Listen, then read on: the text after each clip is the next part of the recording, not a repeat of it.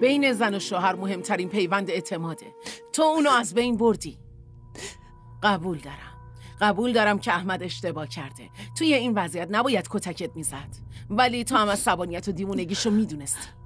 تو باید قبل از پنهونکاری به این چیزاش هم فکر میکردی. اما من هیچ گناهی نکردم. اگه میخواستی جای دیگه ای کار کنی خب از اول بهش میگفتی. با این کار اشتباهت عصبانیت اونو 2 برابر کردی.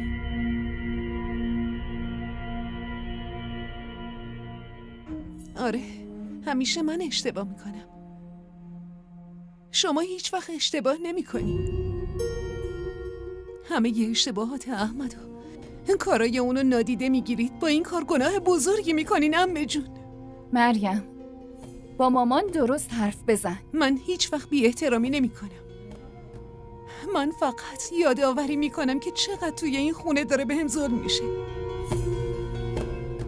آیا این اشتباه نبود؟ که شما به پدر و مادرم راجع به شرایطتون دروغ گفتین و از من خواستگاری کردی؟ آیا این اشتباه نیست که احمد توی خونه میشینه و برای تامین مخارج خونه منو میفرسته بیرون که کار کنم؟ خب اون که فقط برای یه کار بهت اجازه داده بود. ها؟ کار دومو که برای تامین مخارج پاکستان داشتی انجام میدادی، مگه نه؟ من فقط با اون پولا برای فرح هدیه خریدم تا اینکه آبروی شما و احمد حفظ شه. آفرین. تو عروسی خواهرت آبرو یادت اومد و اینجا که خواهر شوهرته آبروی اونو جلوی شوهرش با خاک یکسان کردی. آره؟ حفظ آبرو یادت نیومد؟ الان وحید چه فکری میکنه راجع به ما، راجع به تو؟ از رستوران بیرون میزنی و برای یه کار دیگه میری. این کارت هم اون فهمید. حالا چه احترامی پیش اون داری؟ اون احترام و ارزشی که قبلا برای زنده داشتم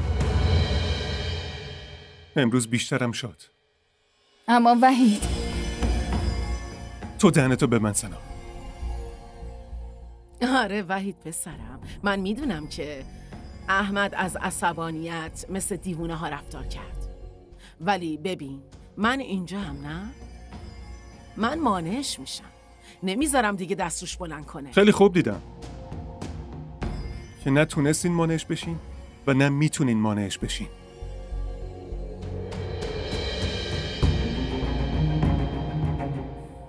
زنده داشت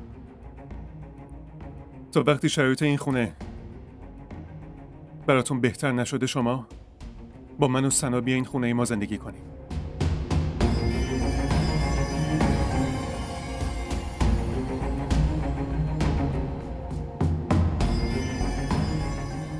آره درسته، تو راست میگی. ببرش، اینو ببر، برو. سنا من بیرون منتظرم. زنده داشو به خودت بیار.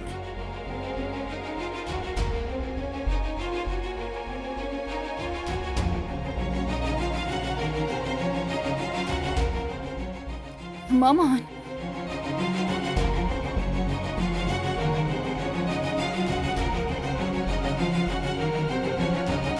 خب چی کار میکردم؟ خب بگو من چی کار میکردم؟ به جز این چاره دیگه ای بود؟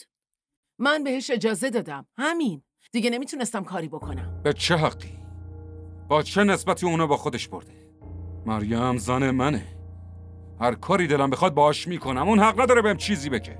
احمد به هیچ وجه فراموش نکن که با وحید چه نسبتی داری. نمیخواستم به حرف دومادم گوش ندم و جلوی اون آدم بده بشم. در ضمن احمد با چه خشونتی مریم و جلوی اون کتک زدی. حالا هم دارم بهت میگم همه چی به خودت بستگی داره که چطور این مسئله رو حل میکنی و مریم و هر چه سریعتر به خونه برمیگردونی. ازش متنفرم. اگه وحید دخالت نمیکرد انقدر کتکش میزدم که اون احمق از ریخت و قیافه میافتاد. دیوونه بازی در نیار احمد. اون قراره بچه تو رو به دنیا بیاره. این که اون با یکی دیگه در ارتباط فقط یه شک بود. فهمیدیم که بین اون و تو شخص سومی نیست. فقط داشته یواشکی کار میکرده وگرنه زندش نمیذاشتم. اگه شخص سومی بود همینو میکشتم، همونو. باشه حالا این حرفا رو بیخیال. وحید برات کار پیدا کرده، فردا گفته بری شرکتش، یادت نره بری.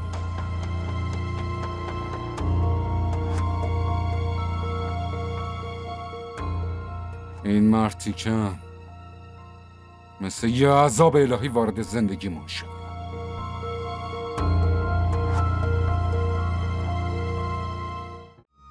کانال ما رو سابسکرایب کنید. حمایت شما به ما روحیه میده.